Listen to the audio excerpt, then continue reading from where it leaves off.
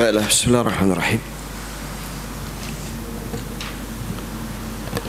Assalamualaikum warahmatullahi wabarakatuh. Alhamdulillahi rabbil alamin. Wal aqibatu lil muttaqin. Ja'alana Allah wa iyyakum minal muttaqin. Ashhadu an la ilaha illallah wahdahu la syarika lah. Ilahul awwalin wal akhirin. Wa khaliqul khalqi ajma'in. Wa ashhadu anna Muhammadan abduhu wa rasuluh. Sallallahu alaihi wa ala alihi wa sahbihi wa man tabi'ahum bi ihsan ila yaumiddin. Akhi, ada air panas.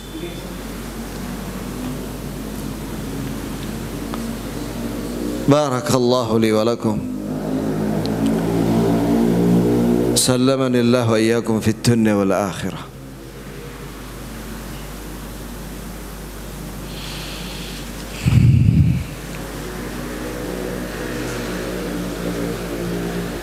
Amma ba'd, jamaah sekalian, kita lanjutkan pembacaan kitab Aqidah Tahawiyah yang diberikan keterangan catatan kaki oleh Syekh Abdul Aziz bin Baz, Syekh Al-Albani, Ibn Mani' dan Ibn Humaid. Kita sudah sampai pada poin yang ke-30, nomor 36.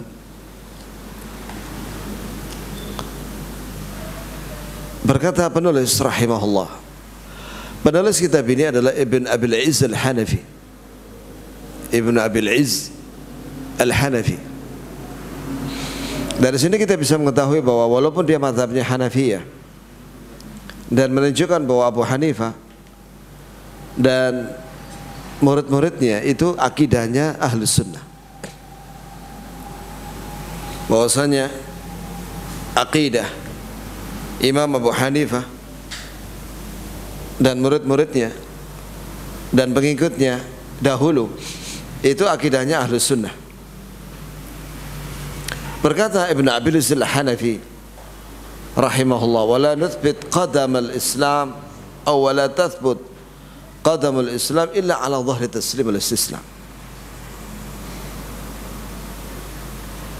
Ya, faman rama ilma ma hudhira anhu ilmuh wa lam yaqna bil taslimi fahmuh hajabahu muramuhu an khalis at-tauhid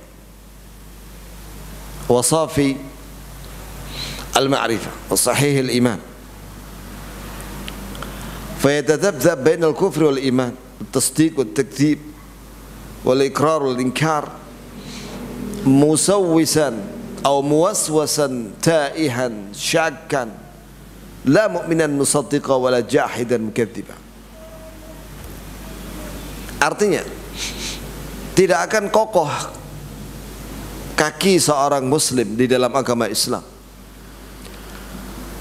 kecuali dia harus taslim dan istislam.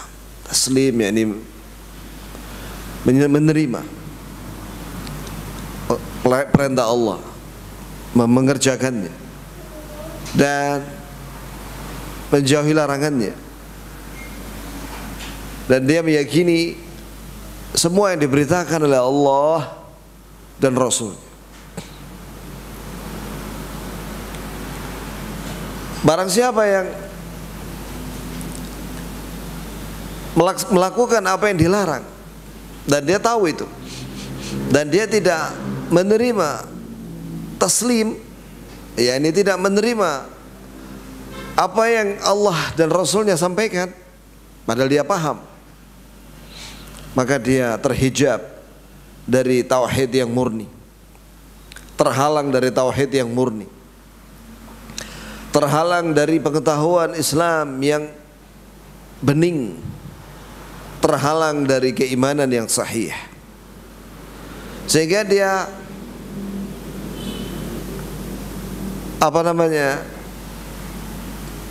bingung di antara kekafiran dan keimanan, bingung di antara pembenaran dan mendustakan, bingung di antara menetapkan dan mengingkari, bingung di antara keraguan dan keyakinan. Jazakallah khair ya. Bismillah.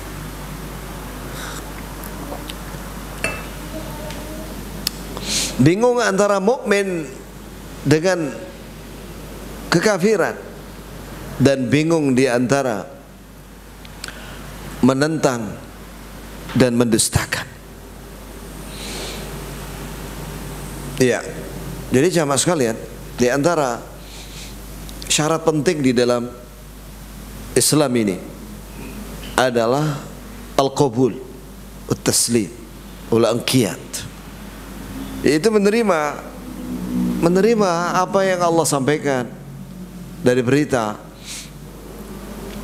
meyakininya, menerima apa yang Allah sampaikan dari perintah, melaksanakannya, menerima apa yang Allah larang dan menjauhinya berdasarkan Al-Quran Al-Karim dan sunnah Nabi Muhammad sallallahu alaihi wasallam.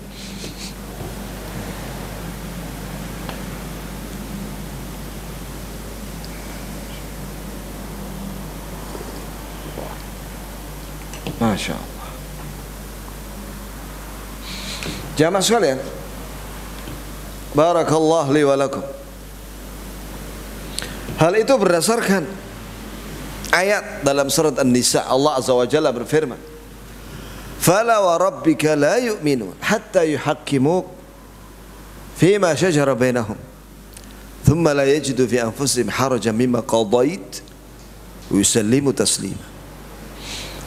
Maka janganlah kalian kafir, jangan kalian kafir, sungguh mereka tidak akan beriman, sehingga mereka manusia itu menjadikan engkau wahai Nabi sebagai hakim atas apa yang mereka perselisihkan, kemudian mereka menerima apa yang kau putuskan, dan tidak ada ganjelan sedikit pun dalam hati mereka.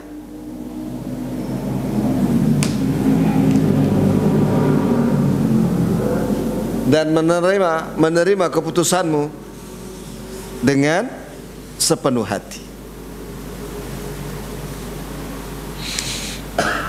Coba perhatikan di situ ya kawan, bahwa tidak akan sempurna, bahkan menjadi syarat keimanan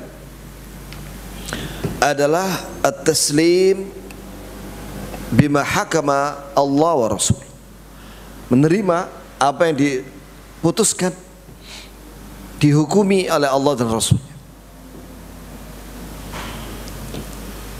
Wa ma kana lil mu'minin wa la mu'minatin idza qada Allahu wa rasuluhu amran ay yakuna lahumul khiyaratu min amrihim.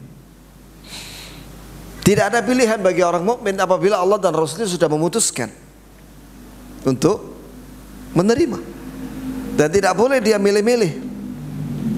Yang ini saya mau, yang ini tidak mau dari keputusan Allah dan Rasulnya. Tidak boleh seperti itu. Terima semuanya. Itulah firman Allah Subhanahu wa ta'ala.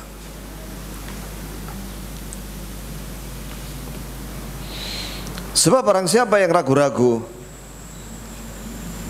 siapa yang kadang terima, kadang tidak, bimbang dia, maka orang yang seperti ini dia akan bingung di antara kekafiran dan keimanan. Harus menerima, nurut sama Allah dan Rasulnya. Wa may yuti'ir rasul faqad ata Allah. Barang siapa yang nurut sama Rasulullah, utusan Allah itu Nabi Muhammad, berarti dia nurut sama yang mengutus. Siapa itu? Allah. Ini tidak bisa ditawar. Dan ini menjadi pembeda antara mukmin dengan kafir. Kalau orang mukmin nurut sudah apa yang diberitakan, disampaikan oleh utusan Allah. Karena dia ingin taat kepada yang mengutus para rasul itu. Kalau orang kafir, yukadzib, mendustakan, yungkir, mengingkari, yajhad, menentang,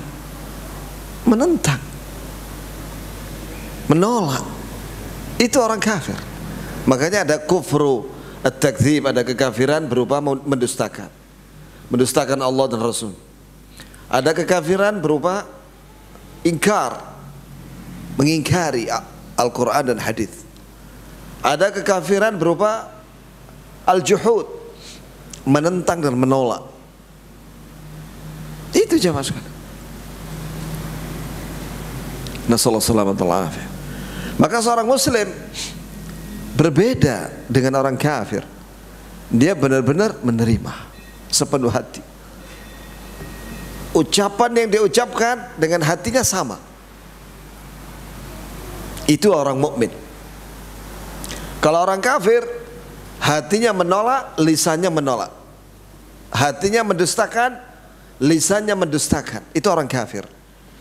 Kalau orang munafik, lisannya menerima, hatinya mendustakan. Sebagaimana Allah Ta'ala berfirman dalam surat Al-Munafiqun ayat 1, "Idza ja'akal munafiqun qalu nashhadu innaka la rasulullah wallahu ya'lamu innaka la rasul wallahu yashhadu innal munafiqina lakadzibun." Jika datang kepada engkau wahai Nabi orang-orang munafik berkata bahwa kami bersaksi engkau adalah utusan Allah wahai Nabi. Maka Allah jawab, Allah tahu bahwa engkau adalah utusan Nabi. Engkau adalah utusan Allah. Dan Allah bersaksi bahwa orang munafik itu berbohong. Bahwa orang munafik itu mendustakan. Apa yang dipersaksikan oleh lisannya itu didustakan oleh hatinya. Na'udzubillahi min dzalik. Ini dinamakan oleh ulama an-nifaq atau munafik i'tiqadi. Munafik keyakinan.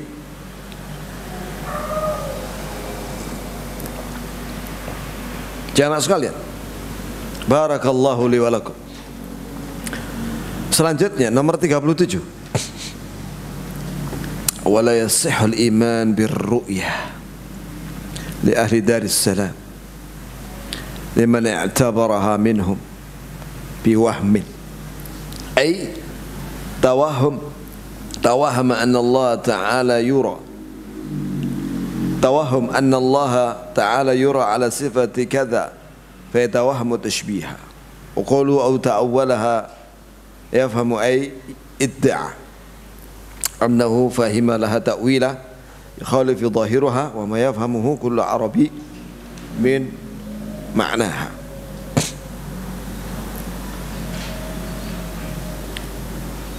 أو تأولها بفهم أي ادعى أنه فهم لها تأويلا يخالف ظاهرها وما يفهمه كل عربي من معناها.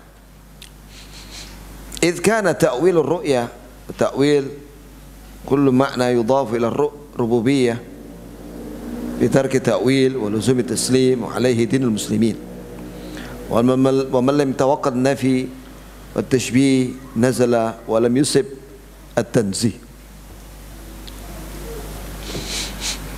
وذلك أن المعتزلة يزعمون أنهم ينزهون الله تعالى بهذا النفي وهل يكون التنزيه بنفي صفة الكمال فإن نفي الرؤيا ليس بصفة كمال إذ المعدوم هو الذي لا يرى وإنما الكمال في إثبات الرؤيا.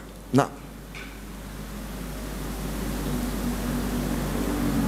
فإن ربنا جل وعلا موصوف بالصفات الوحدانية منعوت بنعوت الفردانية ليس في معناه أحد minal bariyah.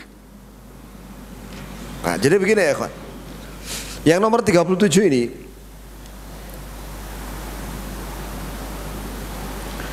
tidak akan sah keimanan seseorang dengan pengakuan dia melihat Allah di dunia ini. Jadi begini jamaah sekalian, Allah Azza wa Jalla tidak bisa dilihat sekarang di dunia ini.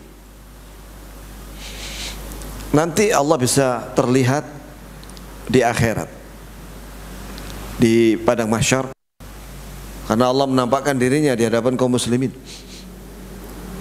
dan juga nanti di syurga. Di syurga akan terlihat, dan itu sudah pernah dibahas. Di antara dalilnya wujuhu yawma idzin nadhirah ila rabbiha nadhirah. Pada hari kiamat ada orang-orang yang wajahnya berseri-seri, senang, bahagia, gembira karena melihat Allah, wajah Rabb mereka. Banyak dalilnya ya. Ini sudah pernah kita bahas. Tapi yang dimaksud dalam penjelasan di sini, ada orang-orang yang mengaku dirinya melihat Allah. Siapa mereka? Dari kalangan sufi. Kadang mereka mengatakan kami bisa melihat Allah dalam keadaan terjaga, yakni tidak tidur. Kadang mereka mengatakan kami bisa melihat Allah dalam keadaan tidur. Ini bohong. Sebab barang siapa yang mengaku dia melihat Allah sekarang ini di dunia, maka dia akan jatuh ke dalam tasbih, penyerupaan Allah dengan makhluk, makhluk dengan Allah. Dan itu tidak boleh, karena Allah Azza wa Jalla sekarang ini belum menampakkan dirinya di hadapan kita manusia. Kalau mata manusia katanya dia melihat sesuatu yang mengaku dirinya sebagai Allah, ketahuilah bahwa itu adalah makhluk yang dia lihat, bukan Allah. Begitu pula ketika tidur, ketika mimpi, katanya ada penampakan mengaku dirinya Allah, itu bukan Allah. Apa yang dilihat oleh mata manusia atau dalam mimpi itu hanyalah, bisa jadi itu adalah makhluk atau hayalan saja. Hayalan saja. Sedangkan Allah tidak, bukan makhluk, dan dia Allah Azza wa Jalla bukan suatu yang hayal. Ini yang pertama. Kemudian di sini ada kalimat au ta'wala bi fahmin, yakni idda'a annahum fahima laha ta'wilan yukhalifu dhahiruha wa ma yafhamu kullu arab. Jadi begini ya kawan, maksudnya di sini adalah orang-orang Mu'tazilah dan yang semisal dengan mereka. Mereka itu memahami sifat Allah dengan mengatakan bahwa apa yang mereka sucikan itu atau takwil itu adalah murni dalam rangka untuk menetapkan sifat bagi Allah. Ini coba mikir sedikit ya, karena ini mendebat ahlul kalam dari kalangan Mu'tazilah, orang-orang filsafat dari kalangan Mu'tazilah dan yang semisal dengan mereka. Jadi mereka itu kan begini ya, ahlu sunnah itu mengatakan begini, yang kita yakini itu, bahwa kita mengimani semua yang Allah tetapkan dari semua sifat Allah yang ada di Quran dan hadis. Banyak contohnya, wal azizul hakim, dan dia maha perkasa lagi maha hikmah dalam setiap ucapan dan perbuatannya. Ini nama terkandung di dalamnya sifat, kita tetapkan itu. Kita tetapkan bahwa Allah memiliki nama dan sifat. Nama yang terkandung di dalamnya sifat Allah. Tidak boleh ditakwil lagi ya dengan yang lainnya. Kita memahami sifat-sifat Allah yang ada di Quran dan hadis itu sesuai dengan maknanya dalam bahasa Arab. Seperti wa huwas sami'ul basir, Allah maha mendengar semua suara yang ada di langit dan di bumi dan antara langit dan bumi. Apakah itu suara malaikat? Semua malaikat sedang berzikir, ada yang berdoa dan yang lainnya. Ada suaranya jin, suara manusia, dengan bahasa Arab, bahasa Indonesia, dengan semua bahasa, dan juga hewan dan seluruh makhluk yang bertasbih, Allah mendengar. Subhanallahi ma fis samawati wa ma fil ard. Telah bertasbih, mensucikan Allah semua yang ada di langit dan di bumi, mensucikan Allah dari segala aib, dari segala kekurangan, dan dari segala tandingan.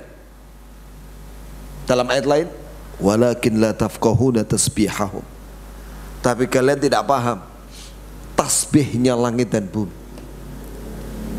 dan makhluk yang lainnya. Kalian tidak paham, wahai manusia, bagaimana tasbihnya langit dan bumi. Jadi langit dan bumi itu bisa berbicara.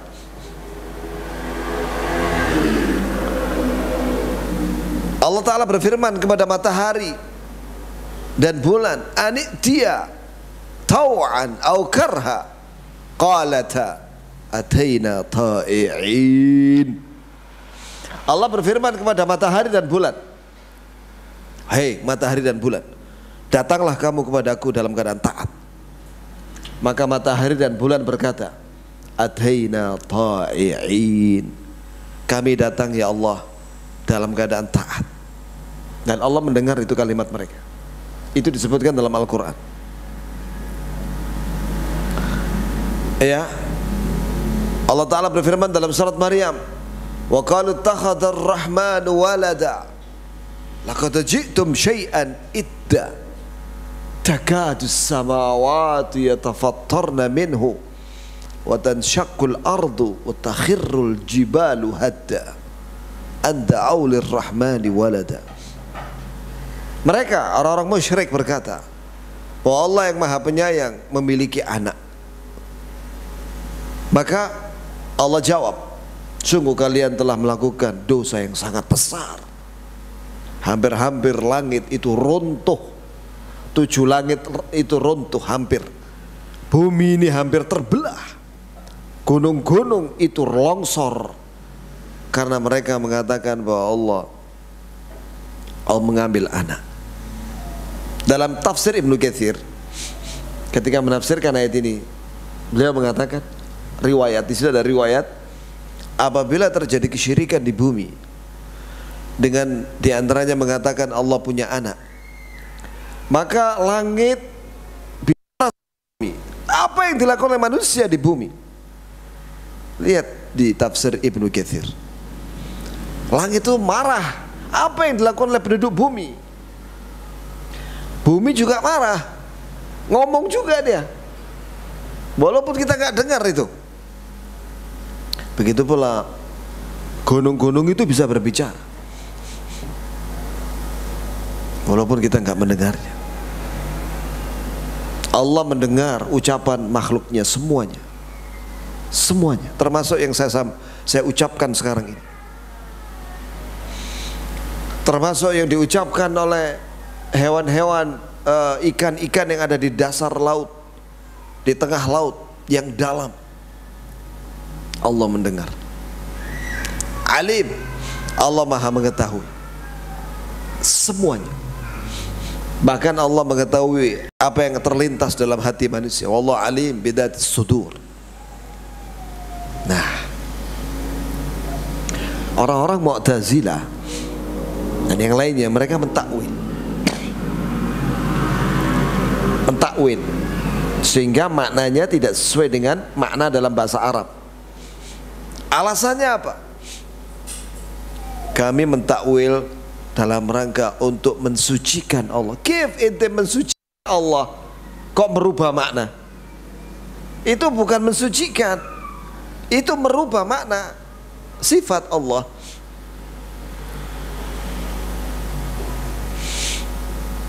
Ya, dzalika annal mu'tazilah yasumuna annahum yunazzihuna Allah. Yang demikian itu karena orang-orang Mu'tazilah mengaku mereka mensucikan Allah dengan menolak, menafikan, menolak sifat-sifat Allah. Apakah orang dikatakan mensucikan dengan menolak sifat yang maha sempurna? Mereka menolak bahwa Allah bisa terlihat pada hari kiamat. Itu Mu'tazilah. Dengan begitu mereka mengatakan bahwa kami mensucikan Allah dengan menolak Allah bisa terlihat pada hari kiamat.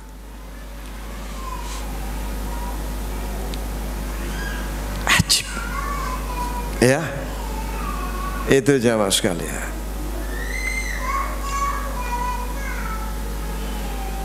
Di antara sifat kesempurnaan Allah, justru dengan sifat yang maha sempurna Allah itu, Allah bisa terlihat nanti pada hari kiamat. Banyak sekali dalilnya. Dan bisa melihat Allah itu merupakan nikmat terbesar bagi ahlul jannah. Ahlul jannah, nikmat yang paling besar adalah melihat wajah Allah subhanahu wa ta'ala. وذلك لأن نفاة الصفات والرؤية من المعتزلة غيرهم إنما ينفونها تنزيها لله تعالى بزعمهم. Jadi mereka menolak beberapa sifat Allah seperti ru'ya, bisa melihat wajah Allah nanti pada hari kiamat, dan yang lainnya. Mereka beralasannya apa? Untuk mensucikan Allah dari penyerupaan. Ini kesesatan. Ini jelas penyimpangan. Bagaimana itu dinamakan? Kaifa yakun dzalika tanziha? Bagaimana itu bisa dinamakan mensucikan Allah? Wa huwa yanfi 'anillah sifatul kamal. Sedangkan mereka menolak sifat Allah yang maha sempurna. Di antaranya Allah bisa terlihat pada hari kiamat. Jelas ya? Jelas antum? Jelas.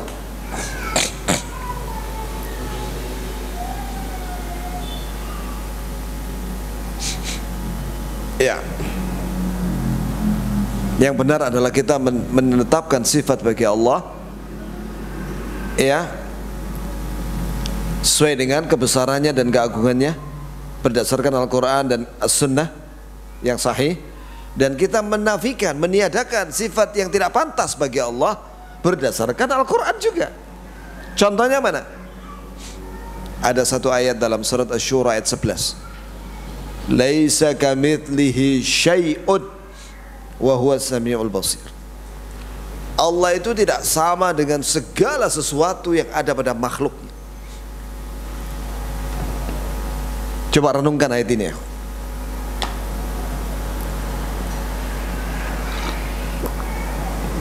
Allah tidak sama dengan segala sesuatu yang ada pada makhluknya.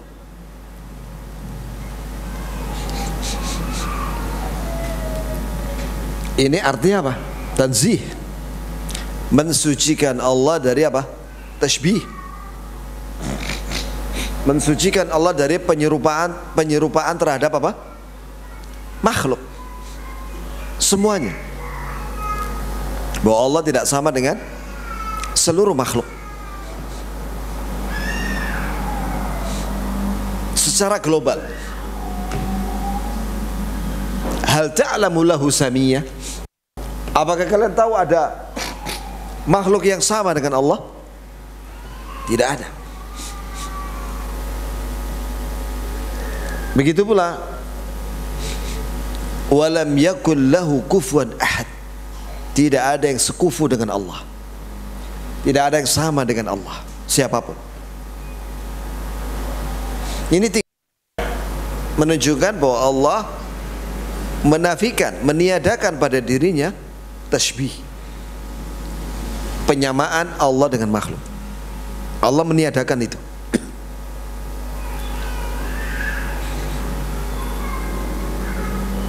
Kemudian wa huwas samiul basir. Dan dia maha mendengar lagi maha melihat. Ini adalah itsbat, menetapkan bahwa Allah memiliki sifat mendengar dan melihat semuanya. Jadi ahli sunnah menetapkan dan menafikan itu berdasarkan Quran, bukan berdasarkan akal-akalan. Kalau Mu'tazilah, mereka menafikan, meniadakan sifat bagi Allah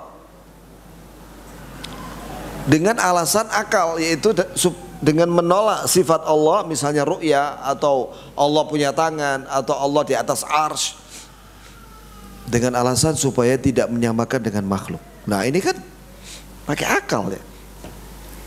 Kita menetapkan apa yang ditetapkan oleh Allah, bahwa Allah di atas arsy, jauh tinggi di atas arsy, bahwa Allah punya tangan, bahwa Allah Azza wa Jalla turun ke langit dunia setiap sepertiga malam terakhir sesuai dengan kebesarannya dan keagungannya. Inilah perbedaan Ahlus Sunnah dengan selain mereka. Jelas ya ikhwan?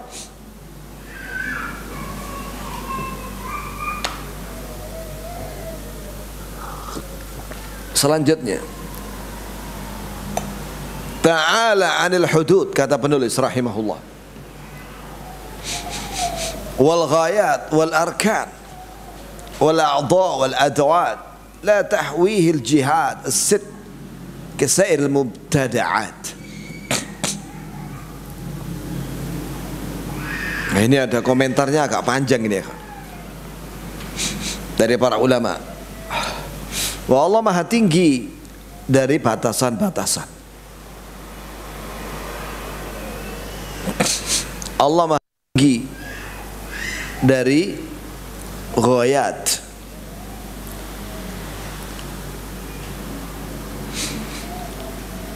wal arkan, rukun-rukun, dan dari anggota badan dan alat-alat.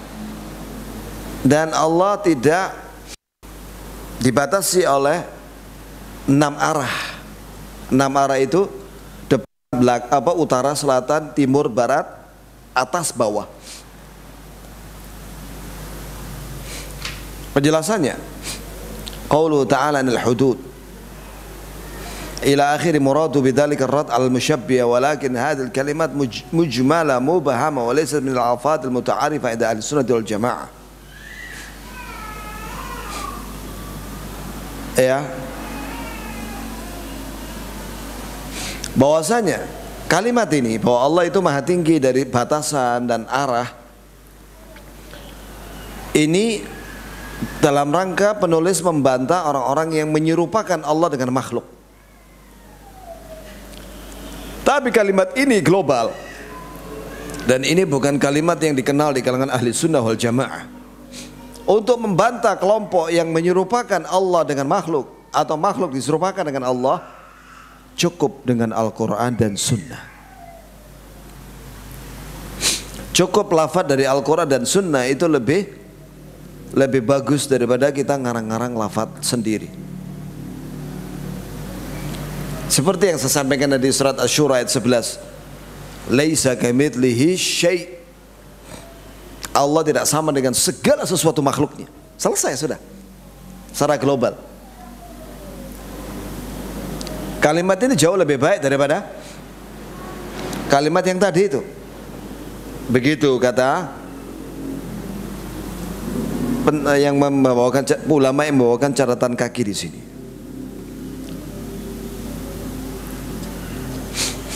Baik.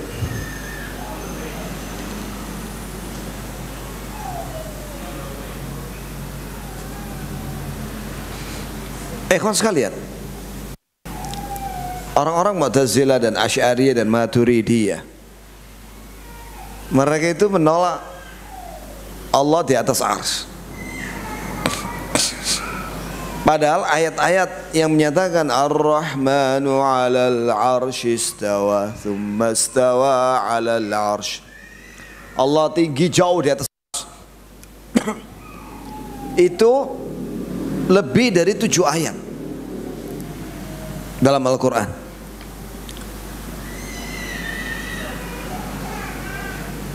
Ya, termasuk dalil adalah Mi'raj, hak. Mi'raj, bahwa Nabi naik ke langit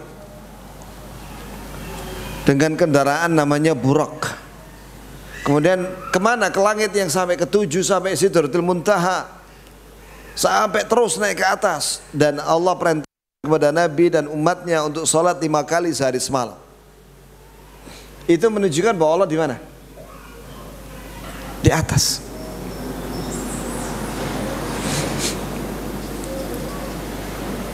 Jamaah sekalian, dalil bahwasanya Allah di atas arsy itu ada 1000, kata ulama. 1000 dalil Quran dan Sunnah dan perkataan sahabat. Antum melihat di kitab Al-Ulul Al-Alil Ghaffar dalam mukhtasarnya yang ditulis oleh Syekh Al-Albani, di situ dibawakan dalil Quran, hadis, perkataan sahabat, tabi'in, atba'ut tabi'in. Segini tebalnya. Wah, Allah di atas arsy, jauh tinggi di atas arsy.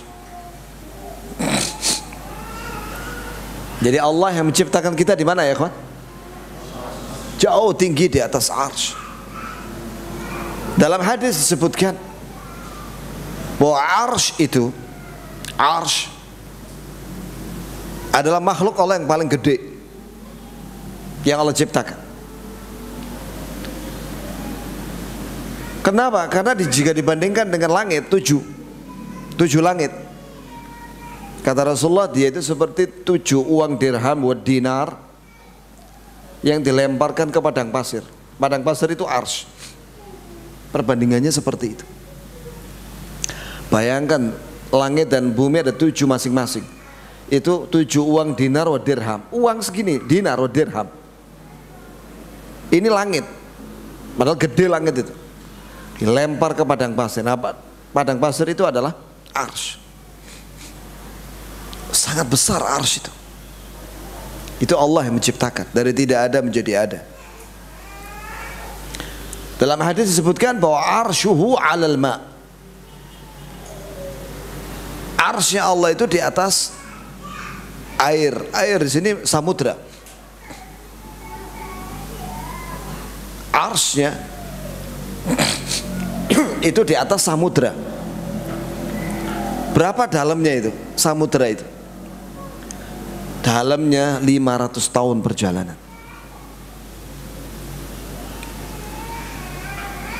Di bawahnya samudra itu ada 7 langit. Masing-masing langit tingginya 500 tahun perjalanan. Jarak antar langit 500 tahun perjalanan. Antar langit. Langit ke-7 ke-6 500, 6 ke-5 500. Terus begitu. Tingginya per langit 500.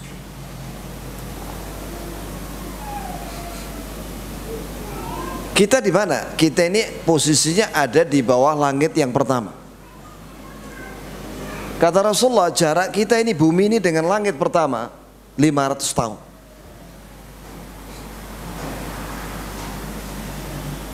Alam semesta ini luas sekali. Dan syurga, kata Allah, arduhas samawatu wal ard. Syurga itu luas lebarnya seluas langit-langit sampai bumi. Bumi ada 7. Ya Allah, sangat rugi kalau ada seorang hamba tidak mendapatkan satu kapling di syurga. Padahal syurga itu seluas langit dan bumi. Masa dia tidak mendapatkan satu kapling sedikit pun? Syurga diharamkan bagi orang kafir dan musyrik. Haram hukum. Syurga hanya diperuntukkan bagi ahli tauhid yang tidak musyrik. Innahu may yusyrik billah faqad harramallahu alaihil jannah. Sungguh barang siapa yang menyekutukan Allah, maka Allah haramkan dia masuk syurga. Jangan syirik. Jangan berbuat syirik. Jangan menyekutukan Allah dengan yang lain. Sebab orang yang musyrik dan tidak bertobat dari syirik, tidak ada harapan masuk syurga. Hidup ini untuk Allah. Qul inna salati wa nusuki wa mahyaya wa mamati lillah. Katakanlah wahai Nabi manusia, sesungguhnya salat wa nusuki, nusuk itu secara bahasa sinonim dengan ibadah. Secara istilah syar'i, nusuki itu hewan kurbanku. Wa mahyaya, dan hidupku di dunia ini, seluruh hidupku di dunia ini, 60 tahun, 70 tahun kurang lebih. Wa mamati, dan matiku di dunia ini lillah, untuk mendekatkan diri kepada Allah, untuk mengharapkan ridha Allah Rabbil Alamin, Rabb yang menciptakan alam semesta. Itu 7 langit dan 7 bumi beserta isi, dan di antara keduanya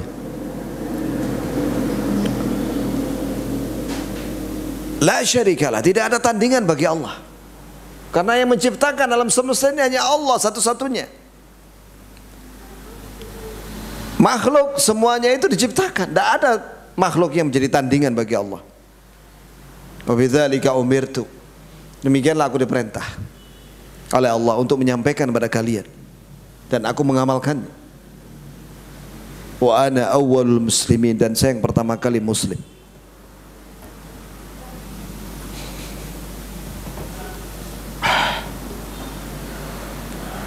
Kita pernah belajar geografi. Kita ini posisi bumi ini ada di galaksi Bima Sakti. Galaksi Bima Sakti itu memiliki ratusan miliar bintang. Ada ratusan miliar bintang. Lah galaksi jumlahnya ratusan miliar.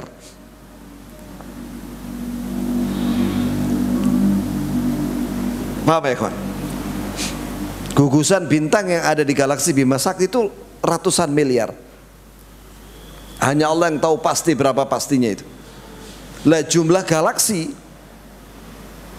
di bawah langit pertama itu ratusan miliar.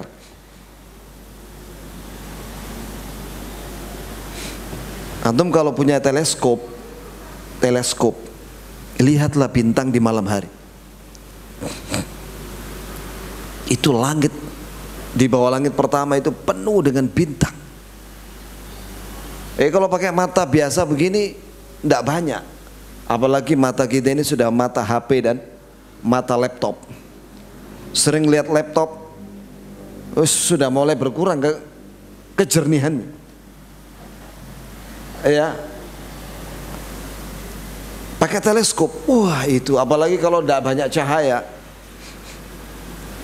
di tengah kegelapan gitu. Antum kalau pergi ke pinggir pantai malam hari, pas malam hari, bawa teleskop itu, lihat ke atas. Oh, itu full bintang, kelap-kelip, indah sekali. Betapa luasnya alam semesta ini. Dan betapa ruginya kalau seorang hamba tidak mendapatkan satu pun tempat di surga. Ya Rabb. Ya, semoga Allah ampuni kita semua dan terima kita semua. Amin ya Rabbal Alamin.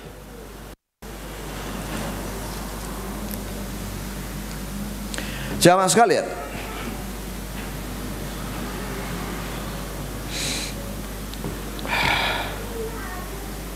orang-orang yang menolak bahwa Allah jauh tinggi di atas arsy, mereka mentakwil ayat yang berbunyi Ar-Rahmanu 'alal 'arsy istawa.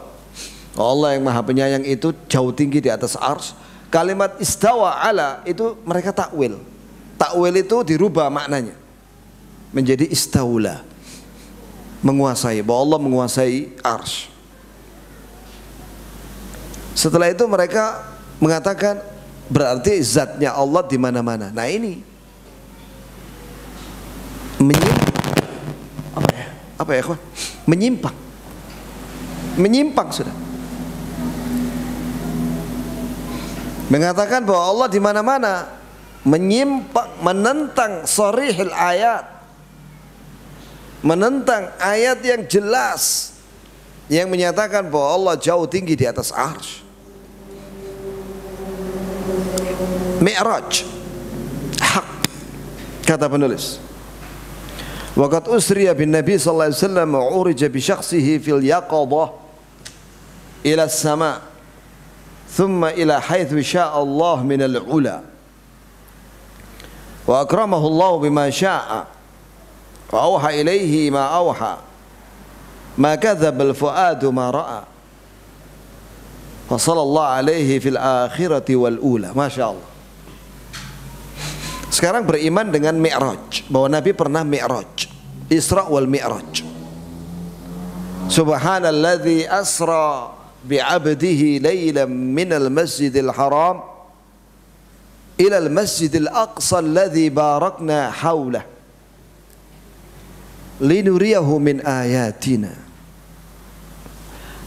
Artinya, Maha Suci Allah yang telah memperjalankan hambanya, yaitu Nabi Muhammad, hamba Allah yang taat,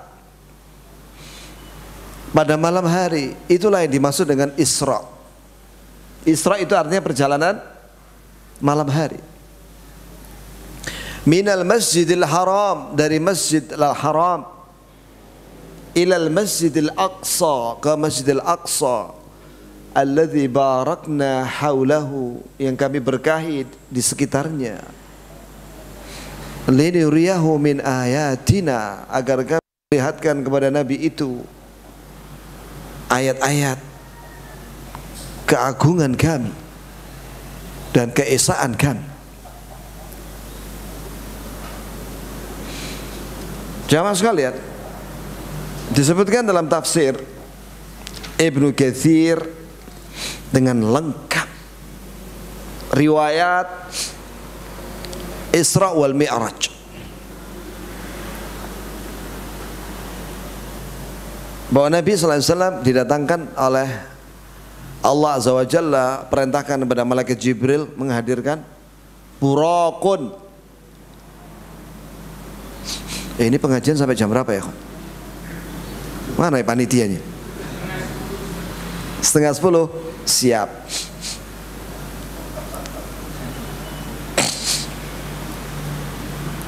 Burak.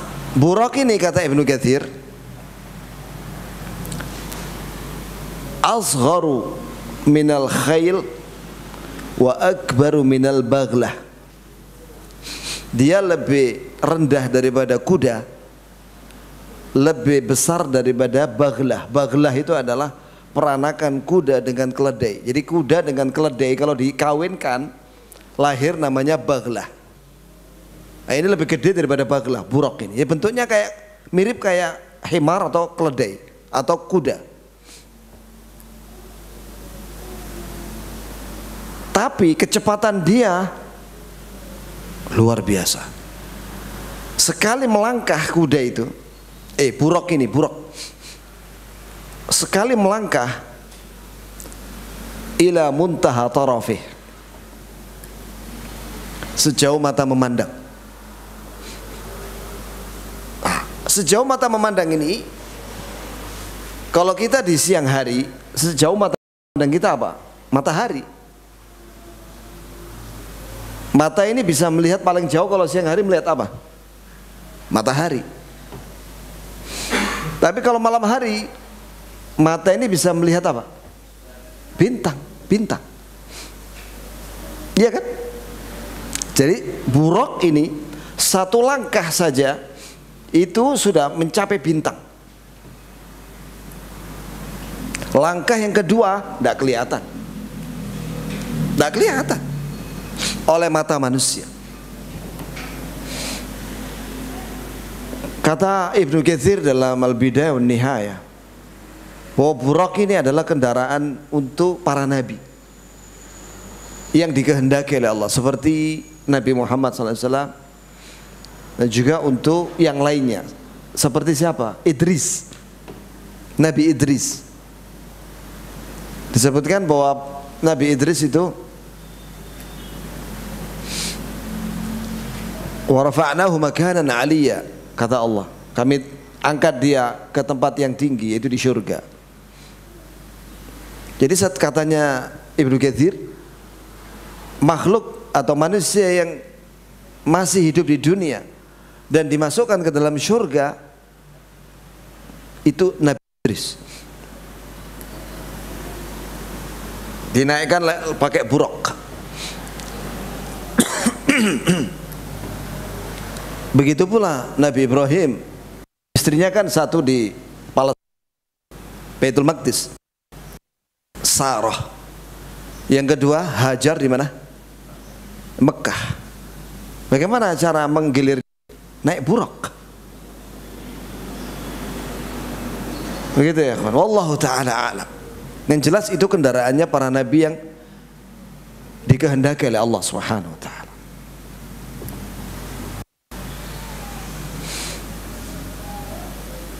Lalu bagaimana peristiwa itu jamaah sekalian? Dikatakan di sini bahwa Nabi diperjalankan di malam hari itu dari Masjidil Haram ke Masjidil Aqsa. Urija bi syakhs, kemudian naik dengan roh dan jasadnya dalam keadaan beliau tidak tidur. Jadi beliau melek, lihat ke langit sampai yang tempat yang tertinggi yang Allah kehendaki. Bahkan lebih tinggi daripada malaikat Jibril. Waktu itu di Sidratil Muntaha, Nabi melihat malaikat Jibril dalam bentuk aslinya, memiliki 600 sayap. Walaqad ra'ahu nazlatan ukhra 'inda Sidratil Muntaha. Bahwa Nabi SAW melihat malaikat Jibril dalam bentuk aslinya memiliki 600 sayap. Bayangkan ya ikhwan, indahnya ciptaan Allah yang bernama Jibril. Bentuk aslinya itu dia memiliki 600 sayap. Antum pernah lihat nggak burung merak? Burung merak ketika dia mekerokkan sayapnya gitu kayak apa ya? Indah sekali kan? Bagaimana kalau malaikat Jibril itu mengepakkan sayapnya 600 jumlahnya, dan tingginya saddal ufuk. Saddal ufuk itu telah memenuhi langit sampai bumi. Tingginya satu malaikat Jibril itu dari langit sampai bumi. Makanya beliau duduk ketika dilihat yang pertama kali oleh Rasulullah SAW antara langit dan bumi waktu di Ajiyat Mekah. Malaikat Jibril sedang duduk di kursi di antara langit dan bumi. Sebab kalau dia berdiri maka kakinya itu ada di bumi, kepalanya sondol langit. Tingginya ya kan? Iya. Di mana Nabi melihat itu? Yang kedua di Sidratil Muntaha. Inda Sidratil Muntaha. Kapan? Waktu Mi'raj. Indaha Jannatul Ma'wa. Dan di dekat Sidratil Muntaha ada surga Ma'wa. Di situ menunjukkan bahwa surga di mana?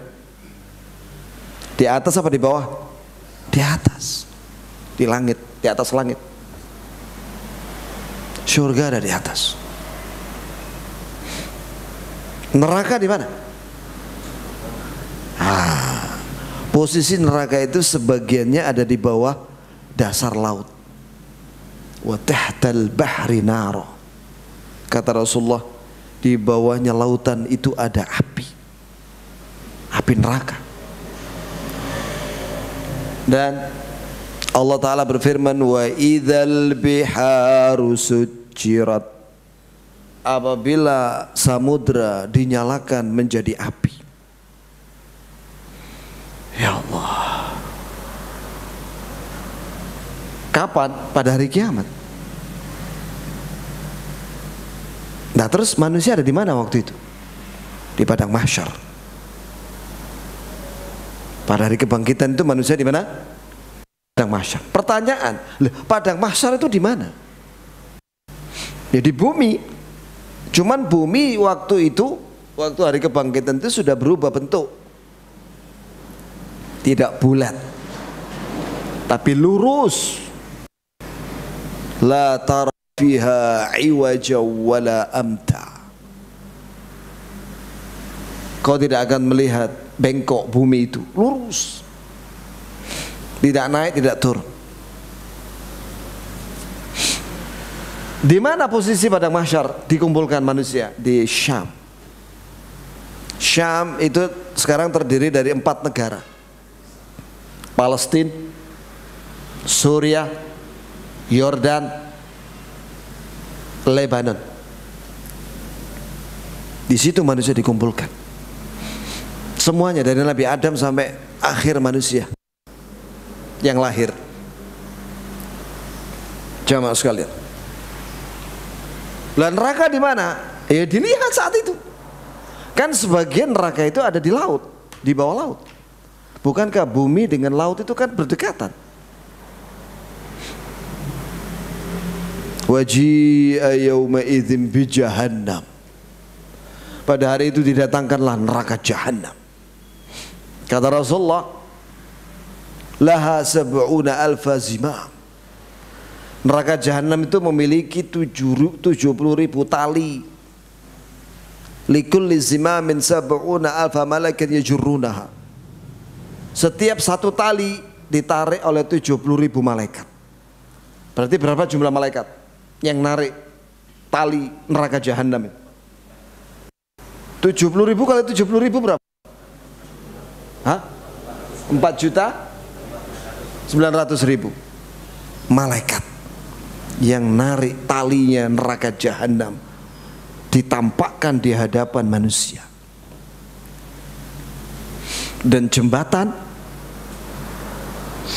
alamat di Jahannam, jembatan itu diletakkan di atas neraka Jahannam. Tidak mungkin orang bisa masuk surga kecuali harus melewati jembatan itu. Sudah siap apa belum? Antum tahu jembatannya kayak apa? Adaqqu minasy-sya'r. Lebih tipis daripada satu helai rambut. Itu jembatannya. Ahaddu minas-sayf. Lebih tajam daripada pedang. Wa hiya dahtun mazillah. Licin dan menggelincir. Alaiha kalalib wa hasak wa syuwaikah kahasak sa'dan. Di samping kanan kirinya jembatan itu ada duri-duri besi besar seperti duri sa'dan. Duri sa'dan itu begini ya. Jadi ada pohon di Jazirah Arabia itu durinya begini, nancap di tanah. Kalau diangkat, dijebol begini, dibalik begini, ya begini durinya. Dan itu besar. Kanan kiri. Itu ada di jembatan kanan kiri. Seberapa panjang jembatan? Panjang sekali.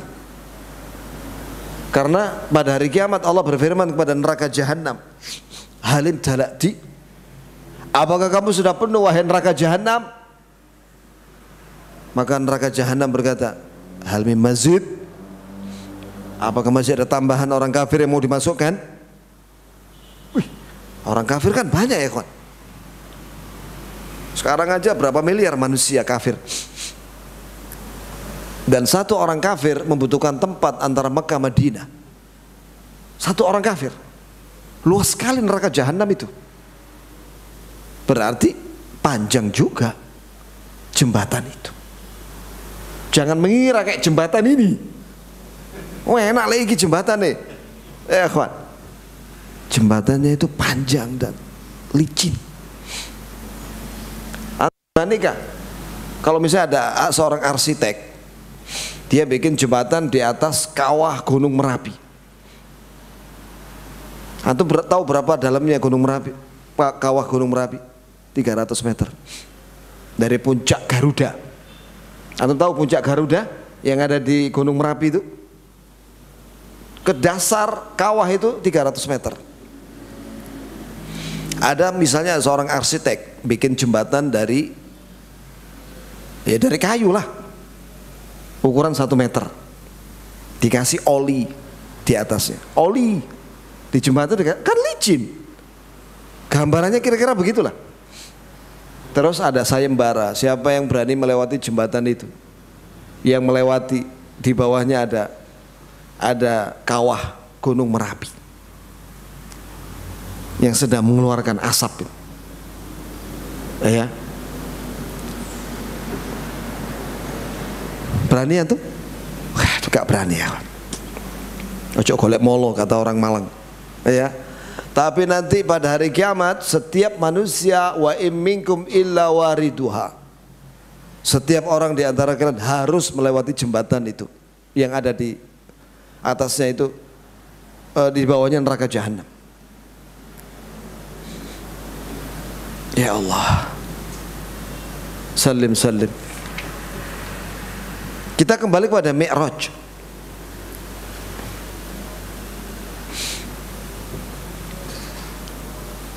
Apa yang Nabi lihat waktu Mi'raj? Banyak sekali. Di antaranya bahwa Nabi SAW waktu di Masjidil Aqsa ditawari 2 minuman, susu dan khamr, oleh malaikat Jibril. Maka Nabi pilih susu. Waktu di Masjidil Aqsa, Nabi sholat, mimpin sholat. Para Nabi dan Rasul semuanya saat itu dihidupkan oleh Allah untuk sholat. Udah kita yakini aja berita ini ya kawan. Di akal kita langsung meyakini. Saat itu dihidupkan oleh Allah Azza wa Jalla para Nabi dan para Rasul semuanya 124.000 orang. Sholat berapa rakaat? Wallahu alam 2 rakaat paling ya. Bersama Rasulullah SAW jadi imam. Kemudian Nabi naik ke langit dengan buraq itu. Bertemu dengan Nabi Adam, bertemu dengan Nabi Yusuf, bertemu dengan Nabi Musa, bertemu dengan Nabi Ibrahim di langit-langit, setiap langit. Kemudian di Sidratul Muntaha, Nabi sempat melihat surga, ma'wa, dan Nabi melihat neraka tentunya. Kemudian Nabi lagi tanpa Jibril dari Sidratul Muntaha itu naik terus sampai ketinggian yang Allah kehendaki. Disitulah Allah perintahkan kepada Rasulullah untuk sholat 5 kali sehari semalam. Dan juga umatnya, kita ini. Maka al-fu'atu ma ra'a. Tidaklah didustakan oleh hati apa yang dilihat oleh matanya Rasulullah SAW. Betul-betul melihat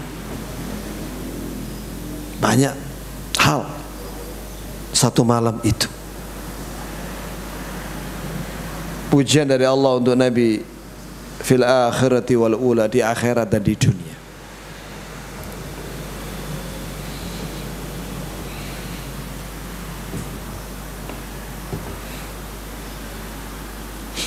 Di antaranya Nabi waktu Mi'raj melihat malaikat Malik.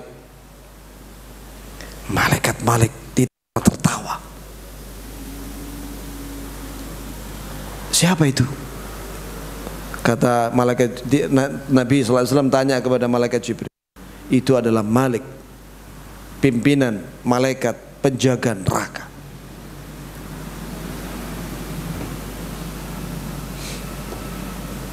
Ya.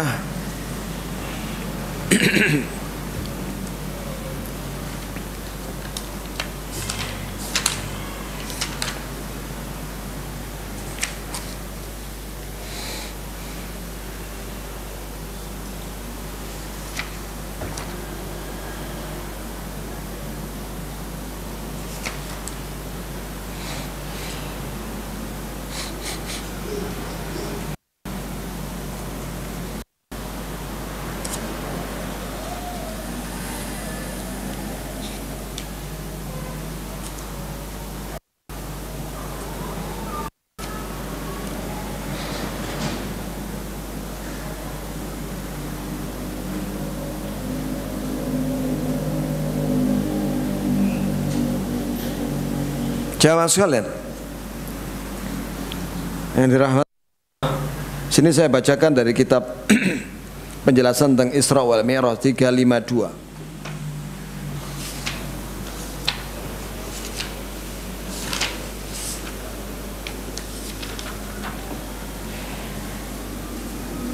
Ya.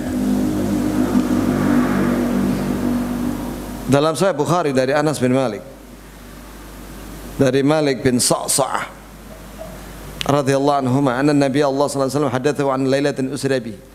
Bahwa Nabi menyampaikan kepada Malik bin Sa'sa'ah tentang malam Isra Mi'raj. Bainama ana fil Hatim.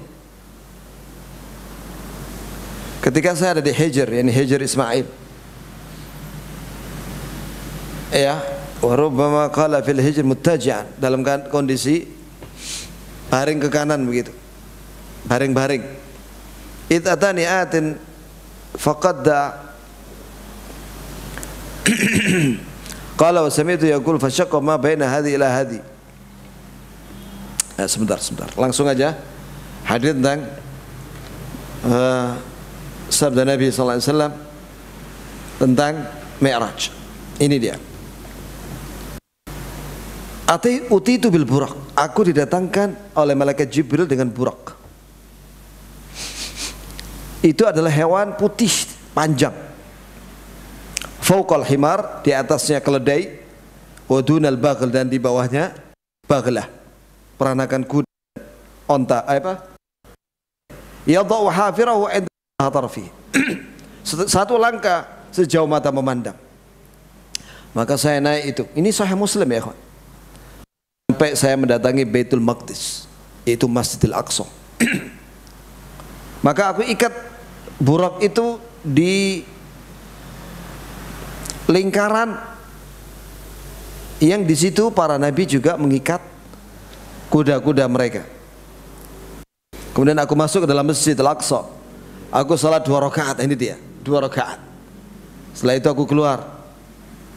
Datanglah kepadaku Jibril alaihissalam dengan gelas, 2 gelas, 1 khamr, 1 susu. Maka aku pilih susu. Maka Jibril alaihissalam berkata, ikhtartal fitrah, memilih fitrah, suci, yang benar. Thumma uriju bina ila sama. Maka setelah itu kami naik ke langit pertama. Maka malaikat Jibril meminta izin lewat pintu langit pertama. Maka penjaga pintu langit bertanya, man anta? Jibril. Kata malaikat Jibril, wa man ma'aka? Siapa yang bersamamu? Muhammad sallallahu alaihi wasallam. Maka malaikat itu tanya lagi, wa qad bu'itsa ilaih, apakah dia sudah diutus? Ya, dia sudah diutus. Maka dibukalah oleh kami pintu langit pertama. Maka kata Rasulullah, saya bertemu dengan Nabi Adam. Maka beliau menyambutku dengan hangat dan mendoakan aku dengan kebaikan. Coba lihat sini ya, akhlak para anbiya wal mursalin. Mereka itu kalau ketemu mendoakan ya kebaikan. Setelah itu naik ke langit yang kedua, dan Jibril minta izin untuk masuk lewat pintu langit kedua. Ditanya lagi, siapa engkau? Jawabnya Jibril. Siapa yang bersamamu? Muhammad sallallahu alaihi wasallam. Apakah dia sudah diutus? Iya, dia sudah diutus. Maka dibukalah untuk kami. Maka saya mendapati anak dari paman kami, bibi kami, yaitu Isa putra Maryam dan Yahya bin Zakaria. Salawatullah ala nabiyina wa alaihima wassalamu. Maka Nabi Isa dan Nabi Yahya menyambutku dan mendoakan aku dengan kebaikan. Kemudian naiklah aku lagi ke langit yang ketiga. Malaikat Jibril minta izin lagi seperti yang di langit pertama dan kedua. Di langit yang ketiga itu berjumpa dengan Yusuf, Nabi Yusuf bin Yaqub bin Ishaq bin Ibrahim alaihi wassalatu wassalam. Ternyata aku melihat Nabi Yusuf, dia diberi oleh Allah ketampanan separuh laki-laki seluruh dunia. Atau maknanya separuh ketampanan Nabi Adam. Wallahu a'lam. Kemudian di langit yang keempat, itu tadi langit yang ketiga ya. Maka di langit yang keempat Nabi SAW berjumpa dengan Idris. Ya, dengan Nabi Idris, dan dia menyambutku dengan hangat dan mendoakan aku dengan kebaikan. Allah Ta'ala Nabi membacakan ayat wa rafa'nahu makanan aliyya. Kami tinggikan Nabi Idris ke tempat yang tinggi. Di langit yang kelima Nabi kita Muhammad SAW berjumpa dengan Nabi Harun. Nabi Harun, maka beliau menyambut saya dengan hangat dan mendoakan saya dengan kebaikan. Di langit yang keenam Nabi kita Muhammad SAW berjumpa dengan Nabi Musa alaihissalam. menyambutku Nabi Musa itu dengan hangat dan mendoakan aku dengan kebaikan. Di langit yang ketujuh, Nabi kita Muhammad SAW berjumpa dengan Nabi Ibrahim. Waktu itu aku melihat Nabi Ibrahim, katanya, menyandarkan punggungnya ke Baitul Ma'mur. Apa Baitul Ma'mur itu ya kawan? Baitul Ma'mur itu kiblatnya malaikat ketika sholat di langit yang ketujuh. Posisi Baitul Ma'mur vertikal, di atasnya Ka'bah, persis. Ya, waktu itu Nabi Ibrahim sedang menyandarkan punggungnya di Baitul Ma'mur, duduk dia di situ, senden ke kiblatnya malaikat, yaitu Baitul Ma'mur. Ternyata aku melihat, kata Rasulullah, ada 70.000 malaikat sedang tawaf. Setelah tawaf 7 kali, salat 2 rakaat tawaf, keluar mereka. Datang lagi rombongan 70.000, tawaf, setelah itu salat, tawaf, setelah itu pergi lagi mereka. Terus begitu. Dan mereka tidak kembali karena giliran yang lainnya. Setelah itu aku dibawa ke Sidratil Muntaha. Di Sidratil Muntaha itu daun-daunnya lebar-lebar seperti telinganya gajah. Buahnya itu besar-besar. Dan aku melihat pemandangan yang sangat menakjubkan. Tidak ada seorang pun yang bisa mensifati keindahan Sidratil Muntaha. Saking indahnya. Kemudian Allah memberi perintah kepadaku dan mewajibkan kepadaku salat 50 kali sehari semalam. Maka aku turun kepada Nabi Musa, dan Nabi Musa menyarankan kepadaku untuk minta keringanan. Terus mondar-mandir begitu dari ketinggian itu sampai ke langit yang ke-6 tadi. Nabi Musa ada di situ. Terus dianjurkan oleh Nabi Musa untuk minta keringanan dari 50 sampai akhirnya berapa? 5 kali sholat. Dan 5 kali sholat itu sama dengan pahalanya 50 kali sholat sehari semalam.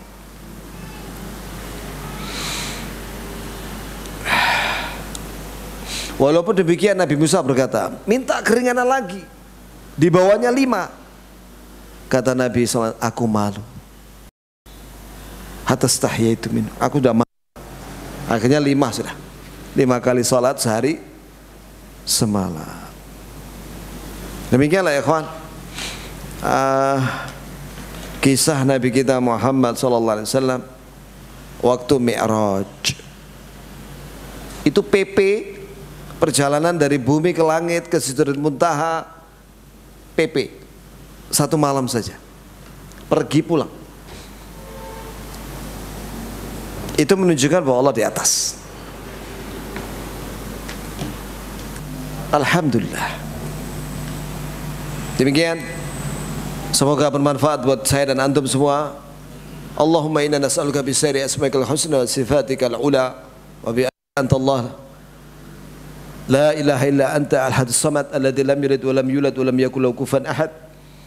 Allahumma inna nas'aluka al-huda wat-tuqa wal-'afafa wal-ghina. Ya muqallibal qulub tsabbit qulubana ala dinik. Ya musarrifal qulub, ya musarrifal qulub, sarrif qulubana ala ta'atik. Rabbana la tuzigh qulubana ba'da idh hadaytana wa hab lana min ladunka rahmah innaka antal wahhab. Allahumma inna nas'aluka al-firdaus a'la al-jannah bighairi hisab wal 'adzab fi 'afiyah. Allahumma inna nas'aluka al-firdaus a'la al-jannah bighairi hisab wal 'adzab fi 'afiyah. Allahumma inna nas'aluka al-firdaus a'la al-jannah bighairi hisab wal 'adzab fi 'afiyah. لنا ولأهل بيتنا جميعا يا حي يا قيوم يا ذا الجلال والإكرام. ربنا آتنا في الدنيا حسنة وفي الآخرة حسنة وقنا عذاب النار. آمين. وصلى الله وسلم على نبينا محمد وعلى آله وصحبه وسلم. وآخر دعوانا أن الحمد لله رب العالمين. سبحانك اللهم وبحمدك أشهد أن لا إله إلا أنت أستغفرك وأتوب إليك.